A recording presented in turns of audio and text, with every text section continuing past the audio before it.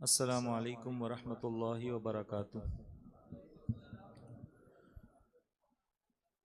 मेरे साथ मिलकर बावाज़ बुलंद पढ़ें, अस्सलातु वस्सलामु अलैका या रसूल अल्लाह, अस्सलातु वस्सलामु अलैका या हबीब अल्लाह,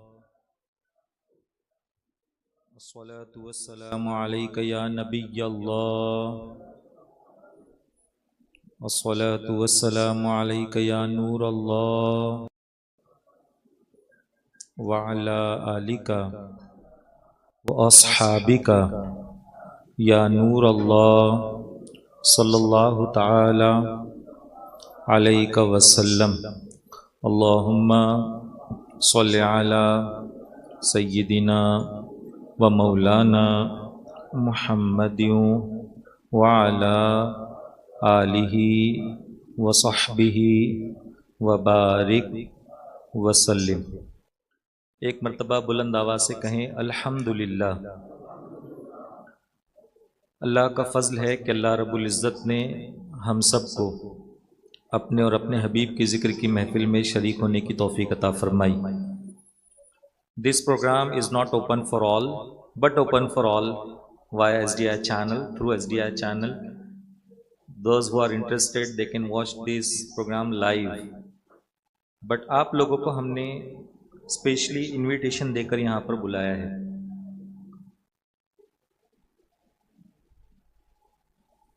You are the selected people because you are educated, you are professionals, you are doing something for the betterment of the community, for the upliftment of the community, and that's why we have selected you.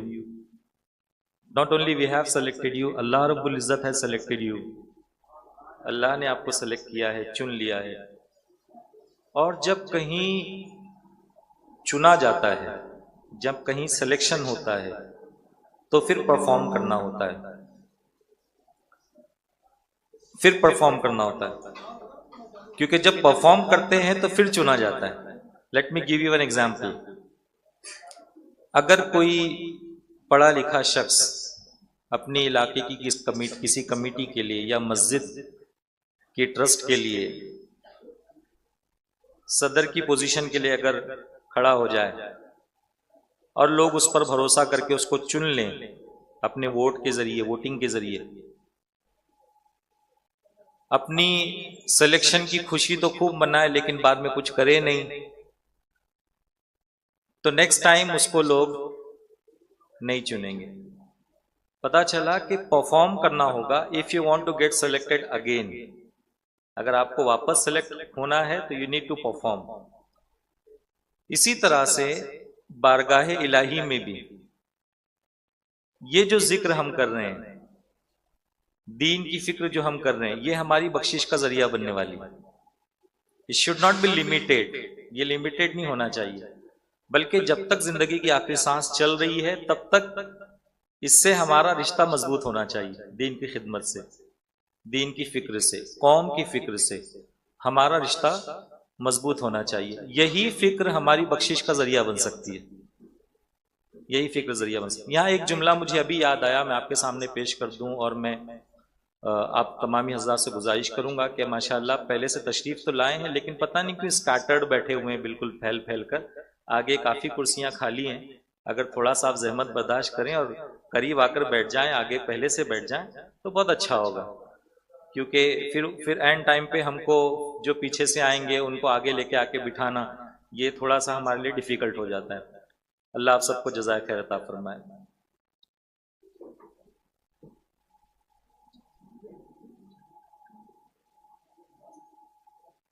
आ रही आवाज़? जरूरत नहीं, करता हूँ। तो अर्ज ये कर रहा था कि we all are selected because we are educated, we are professionals, we do some struggle, we do some planning for our community. अपनी कौम के लिए कुछ ना कुछ हम कोशिशें करते हैं। इसके लिए राइट डायरेक्शन का मिलना और उनसे मिलना जिन्होंने अपनी जिंदगी इस राह में लगा दी है, ये एक बहुत बड़ी बात है। इसीलिए आज के जो हमारे गेस्ट हैं, जो हमारे खुसूसी मेहमान हैं, वो दो शख्सियात हैं। एक बुलबुल बाग़ मदीना अलहाज कारी मोहम्मद रिजवान खान साहब किबला, जिन्होंने अपनी ज़िंदगी का एक बड़ा हिस्सा दीन की राह में लगा दिया, एजुकेशन में जिनका अपना एक नाम है। साहित्य रत्न हैं, साहित्य academy award from Maharashtra state government इनको मिला था 2011 में। उसी साल ये काबे के अंदर भी दाखिल होने की सआदत इन्होंने हासिल की थी। तो जब हजरत तशरीफ लाएंगे तो उनके बारे में मजीद मैं आपको बताऊंगा। उनके बाद हुजूर दाई कबीर वकार अहले सुन्नत हजरत अमीर सुन्नी दावत इस्लामी, जिनको इंटरनेशनल लेवल पर रिकग्निशन हासिल है, पिछले मुसलसल 9 सालों से 500 बाअसर मुस्लिम शख्सियात में जिनका शुमार हो रहा है। तो ऐसी पर्सनालिटीज आज हमारे सामने मौजूद होंगी जो हमको कुछ गाइडेंस देंगी, कुछ समझाने की कोशिश करेंगी, किस तरह से हम अपनी कौम को आगे ले जाने की फिक्र करें और किस तरह से हम इस काम में आगे बढ़ें। एक जुमला इस वक्त मुझे याद आ रहा है मुफक्किर इस्लाम अल्लामा कमरुज़्ज़मा खां आज़मी साहब का। आपने ये कहा था कि अगर आप पढ़ लिख कर डॉक्टर बन भी जाते हो या पढ़ लिख के इंजीनियर बन भी जाते हो, बैरिस्टर बन जाते हो, एडवोकेट बन जाते हो, तो भी जब तक कौम नहीं पढ़ेगी आपसे जिहालत का धब्बा नहीं हटने वाला। ये कहा जाएगा कि जाहिल कौम का एक पढ़ा लिखा शख्स है। इसलिए सिर्फ हमको अपनी फिक्र करके खुद को अपलिफ्ट करने के बाद में खामोशी से बैठ नहीं जाना है, बल्कि कौम की फिक्र करनी है, कम्युनिटी की फिक्र करनी है। कौम के हर बच्चे को अपना बच्चा समझते हुए अपना एफर्ट वहां पर लगाने की हमको कोशिश करनी है। आइए तिलावत कलाम रब्बानी से हम अपनी महफिल का आगाज करते हैं। कुछ कुरान पाक की आयतों की तिलावत करने की सआदत मैं हासिल करूंगा और आपसे गुजारिश करूंगा कि जब भी अल्लाह का कलाम पढ़ा जाए तो अदब यह है कि इत्मीनान व सुकून से कुरान पाक की तिलावत को सुनने की कोशिश की जाए। तो बेहतर होगा कि अगर आप अपनी गर्दनों को झुका लें, आंखों को बंद कर लें और इत्मीनान से अल्लाह के कलाम को सुने, और फिर इंशाअल्लाह उन आयतों को थोड़ा सा हम समझने की कोशिश करेंगे। और फिर जब बुलबुल बाग़ मदीना तशरीफ लाएंगे तो वो होंगे और आप होंगे इंशाअल्लाह। अऊज़ु बिल्लाहि मिनश शैतानिर रजीम।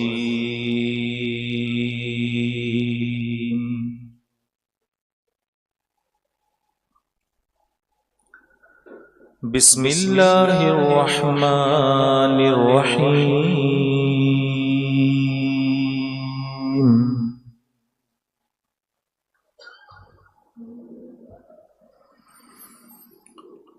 वसारिऊ इला मग़फ़िरतिम मिर रब्बिकुम व जन्नह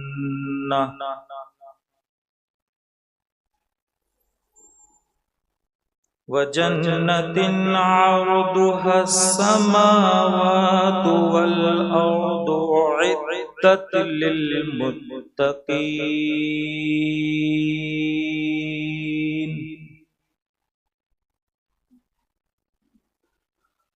अल्लज़ीना युन्फ़िक़ूना फ़िस्सर्रा'i वद्दर्रा'i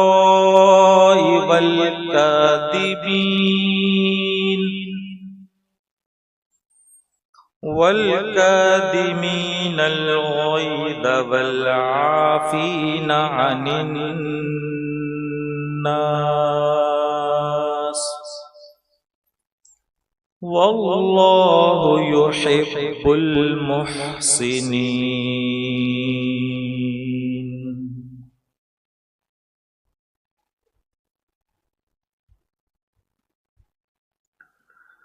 वल्लाहु युहिब्बुल मुहसिनीन।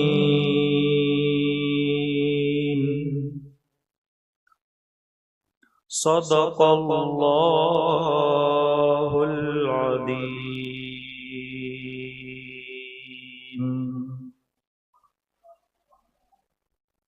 मोहब्बत से बोलिए सुभान अल्लाह। फिर रूह मुअत्तर होती है, ईमान भी ताज़ा होता है। मसरूफ़ तिलावत जब भी कोई क़ारी कुरान होता है, शराफत, सदाकत, दयानत है मोती। शराफत, सदाकत, दयानत है मोती। ये मोती हमेशा लुटाता है कुरान। जिहालत का नक्शा दिलों से मिटाकर हिदायत का रास्ता दिखाता है कुरान। सबसे सीधा, सबसे सच्चा है निज़ाम अल्लाह का। हम मुसलमानों को काफ़ी है कलाम अल्लाह का। ज़रा मोहब्बत से बोलिए। ये शेर सिर्फ बोलने के लिए नहीं है, बल्कि याद रखने के लिए। सबसे सीधा, सबसे सच्चा है निज़ाम अल्लाह का। हम मुसलमानों को काफ़ी है कलाम अल्लाह का। ज़रा मेरे साथ मिलकर बोलिए। सबसे सीधा, सबसे सच्चा है निज़ाम अल्लाह का।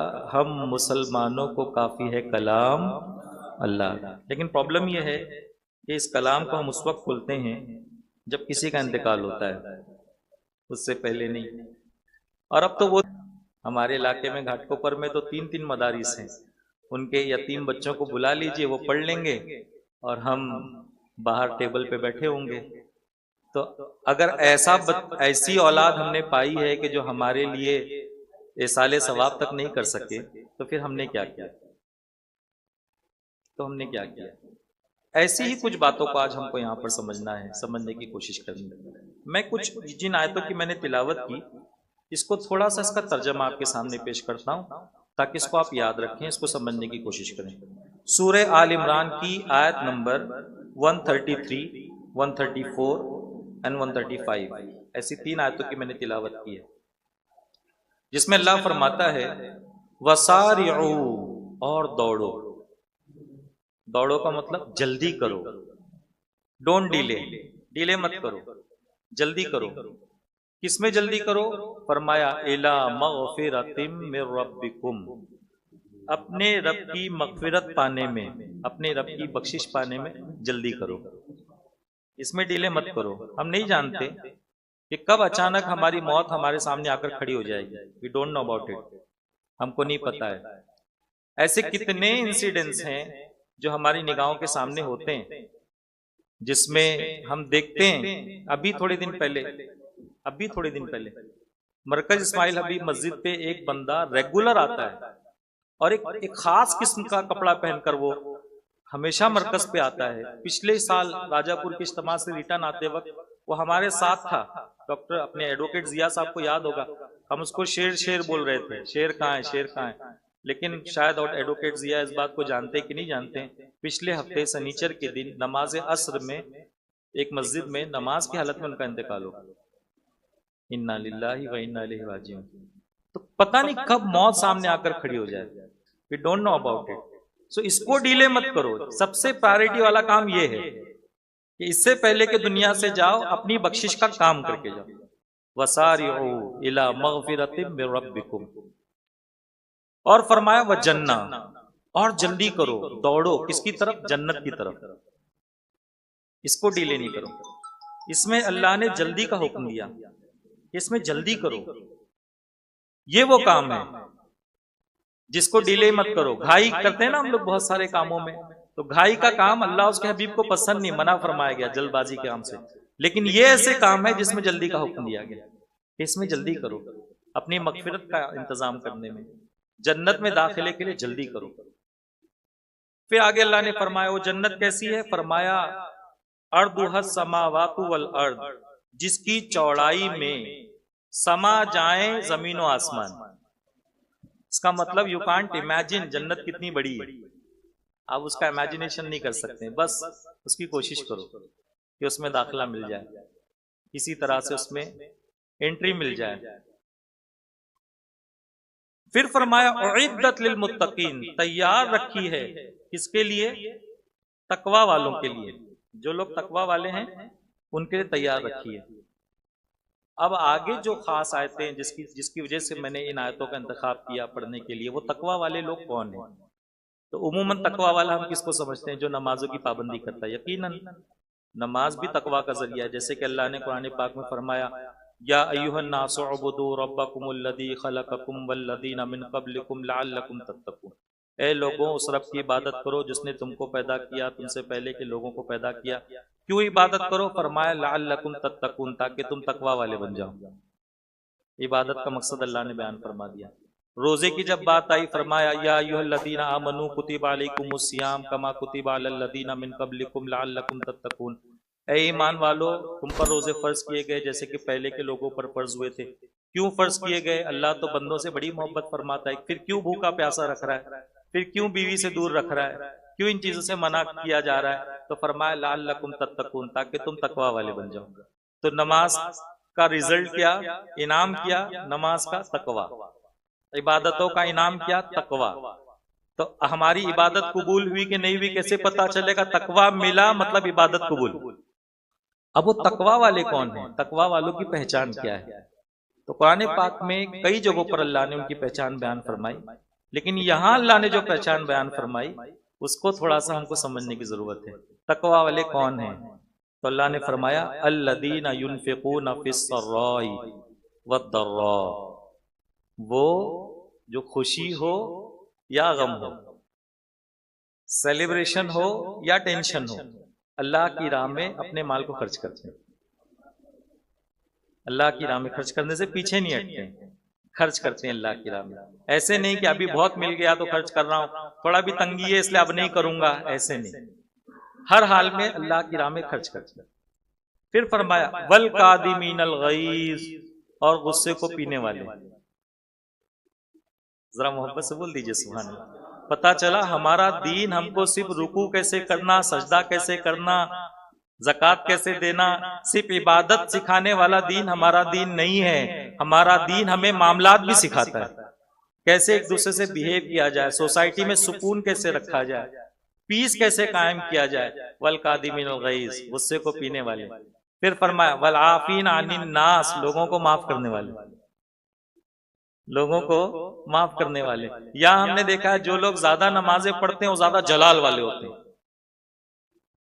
तो ये जलाल तकवा की पहचान नहीं है, बल्कि वल कादिमीनल गैज़, गुस्से को पीने वाले, वल आफीन अनिन नास, लोगों को माफ करने वाले।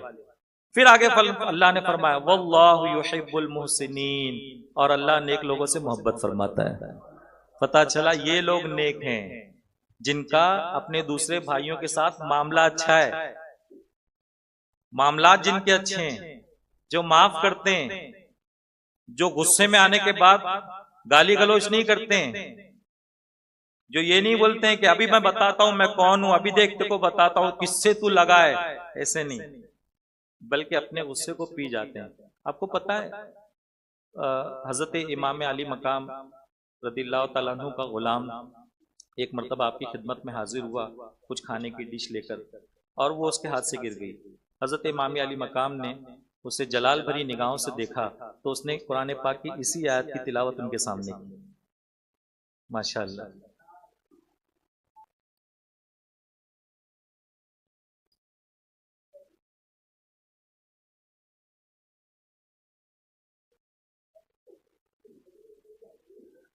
तो उसने इन्हीं आयतों की तिलावत की, वल कादिमीनल गैज़, गुस्से को पीने वाले। आपने फौरन अपने चेहरे को झुका लिया। फिर कहा वल आफीन अनिन नास, लोगों को माफ करने वाले। आपने कहा जा मैंने तुझे माफ किया। फिर उसने अर्ज किया वल्लाहु युहिब्बुल मुहसिनीन, तो आपने इरशाद फरमाया जा मैंने तुझे आजाद किया। ऐसी निगाह अल्लाह के कलाम पर कब होगी? जब वैसे माहौल से हम वाबस्ता होंगे। और ऐसे माहौल से वाबस्तगी के लिए तहरीक सुन्नी दावत इस्लामी आपकी खिदमत में हाजिर है। हम आपसे आपके वक्त का चंदा मांगते हैं कि आप अपना वक्त दीजिए, आप हमसे अटैच होने की कोशिश कीजिए। तहरीक सुन्नी दावत इस्लामी की बहुत सारी एक्टिविटीज़ जिसे आप सोशल मीडिया पे भी देखते हैं और फिज़िकली भी आप देखते हैं। हमारी बहुत सारे शोबे हैं जिसमें हम अपनी खिदमत अंजाम दे रहे हैं। बहुत सारे मदारिस हैं, 50 से ज़ायद इदारे हमारे चल रहे हैं अल्हम्दुलिल्लाह, जिसमें 15 से ज़ायद स्कूलें हैं। ज़रा इस पर सुभान अल्लाह बोल दीजिए। आसान नहीं होता, बस जिस पे अल्लाह का फजल होता है अल्लाह उससे काम ले लेता है। 15 से ज़ायद हमारी स्कूलें हैं, जिसमें CBSE बोर्ड की भी स्कूल है। अलबरकात स्कूल जो कुर्ला में है, जिसका नाम अक्सर आपने सुना है, पेपर में अक्सर उसके बारे में आप पढ़ते हैं कि कभी अलबरकात क्रिकेट मैच, क्रिकेट टीम ने इस टीम को हरा दिया। इसी तरह से बहुत सारे अचीवमेंट्स आप देखते हैं। तो अल्हम्दुलिल्लाह सुन्नी दावत इस्लामी का उसमें भी एक अच्छा कंट्रीब्यूशन अलबरकात की स्कूल में है। हमारे बुलबुल बाग मदीना अलहाज कारी मोहम्मद रिजवान खान साहब किबला उस अलबरकात स्कूल के एजुकेशन कमेटी के एक अहम मेंबर हैं। इसी तरह से भिवंडी में महापुली में हमारी स्कूल चलती है जिसका नाम हेरा है। गारे हेरा की निस्बत से हमारी तमाम स्कूलों के नाम हेरा ही है। तो जो हेरा में जाता है वो हीरा बनकर आता है, कि हाफिज भी बनता है। और बहुत सारी स्कूलें ऐसी हैं जहां 10वीं होने तक बच्चा हाफिज कुरान भी बन जाता है। तो जब 10वीं का एग्जाम वो देता है उससे पहले उसके सर पे हाफिज कुरान की दस्तार बन जाती है। तो जब स्कूल से बाहर निकलता है तो एक अच्छे माहौल से निकलता है। तो कॉलेज में जाके वो ब्रेकअप और पैचअप में नहीं पड़ता, कॉलेज में जाके वो अपने विजन पर कायम रहता है और एक अच्छा प्रोफेशनल भी बनता है और एक अच्छा मुसलमान भी बनता है। इसी तरह से हमारी एक टीम है, टीम SDI उम्मीद, जिसके प्रोमिनेंट मेंबर्स हमारे इस प्रोग्राम में हाजिर है माशाल्लाह। बुलबुल बाग मदीना जिसके मेंटोर हैं, और हमारे जावेद खत्री साहब जो इस सामने बैठे हुए हैं, ये भी हमारी टीम SDI उम्मीद के एक बहुत ही अच्छे साथी हैं। आपको पता नहीं होगा कि ये अल्लाह ने इनको कैसी इज्जत और कैसी शोहरत से नवाजा है। पिछले साल ब्रिक्स समिट में हमारे जावेद खत्री साहब ने इंडिया को रिप्रेजेंट किया था। ब्रिक्स समिट आप सर्च कर लीजिएगा इसको, आप जानते होंगे कि ये चंद कंट्रीज ने मिलकर एक यूनियन है और कुछ ना कुछ डेवलपमेंट वगैरह की प्लानिंग इसमें की जाती है। और फोर्ब्स एक मैगजीन आती है, इंटरनेशनल मैगजीन, जिसमें आपका नाम उसमें शामिल किया गया था, जावेद खत्री साहब का। ऐसे इनके बहुत सारे अचीवमेंट्स हैं। हमारे रजा मुल्ला सर यहाँ पर बैठे हुए हैं, HR ट्रेनर एंड कंसल्टेंट माशाल्लाह, इनकी भी बड़ी खिदमत हैं। डिग्रीज तो इतनी सारी हैं कि जब अपनी डिग्रीज ये बताते हैं तो हमको बोलना पड़ता है, अरे जल्दी बोल, कल सुबह पनवेल जाना है। इस तरह से हमको बोलना पड़ता है। तो ये भी माशाल्लाह वहाँ पर बैठे हुए हैं। इस तरह से एक ऐसी टीम माशाल्लाह टीम SDI उम्मीद के पास है, जिसमें IIT चेन्नई के गोल्ड मेडलिस्ट हैं, जिन्होंने MTech किया IIT चेन्नई से मेकाट्रॉनिक्स में, और माशाल्लाह अल्लाह ने उनको बहुत नवाजा है। हर महीने 2 महीने में कभी US जा रहे हैं, कभी UK जा रहे हैं, लेकिन जहां भी जा रहे हैं रिटर्न आते वक्त मदीने से रिटर्न आ रहे हैं। तो ये माहौल की बरकत है। तो मैं अब आपके सामने ज्यादा देर नहीं खड़ा रहूंगा। उसकी वजह यह है कि बुलबुल बाग मदीना तशरीफ ला चुके हैं, जिनको हम बचपन से सुन रहे हैं। और जब ये होते हैं तो किसी को सुनना मुझे भी बर्दाश्त नहीं होता और आपको भी गवारा नहीं होगा कि अब कोई और बोले। तो बुलबुल बाग मदीना जलवा अफरोज हैं। नातखां के तौर पे तो इनको हम जानते ही हैं कि बुलबुल बाग मदीना एक बहुत अच्छे नातखां। नातखां में भी इन्होंने अपना एक ट्रेंड चेंज किया, वरना पहले नातखानी का मामला ये था कि माइक कहाँ है पता नहीं, लोग बस चिल्लाए जा रहे हैं। लेकिन जब से इन्होंने नातखानी लोगों के सामने की तो उसका तरीका भी नौजवानों ने सीखा कि किस तरह से अदब का ख्याल रखते हुए। आज भी आप देख लीजिए दुनिया में बहुत से लोग कैसी कैसी नाते पढ़ते हैं, क्या क्या करते हैं, लेकिन बुलबुल बाग मदीना की नातों में हमेशा आपको बारगाह मुस्तफ़ा का अदब नजर आएगा। वो अदब भी है, चाशनी भी है, और फिर करम ऐसा होता है कि महफिल में ऐसा रंग नजर आने लगता है कि फिर उसका क्या कहें, कि उस वक्त फिर सुभान अल्लाह की सदाएं होती हैं। बुलबुल बाग मदीना की एजुकेशन की फील्ड में एक बहुत बड़ी खिदमत है, बहुत बड़ी खिदमत है। एक अपनी जिंदगी का एक बड़ा हिस्सा आपने एजुकेशन की फील्ड में लगाया है। 20 साल से जायद आप हाशमिया हाई स्कूल के प्रिंसिपल रहे हैं, 20 साल से जायद।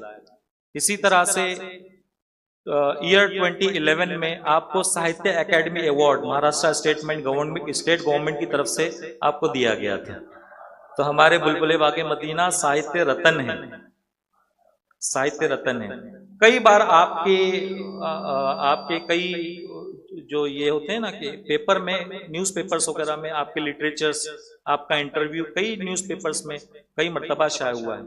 इसी तरह से यूके में भी आपको अल्लाह ने इज्जतों से नवाजा है। यूके की पुलिस ने भी आपको अवार्ड से नवाजा था, और उन्होंने इस बात का एतराफ़ किया था कि आपसे जो यंगस्टर्स अटैच होते हैं वो दुनिया के ड्रग्स के नशे को छोड़ देते हैं और इश्क़ मुस्तफ़ा के खुमार में वो परवान चढ़ते नजर आते हैं।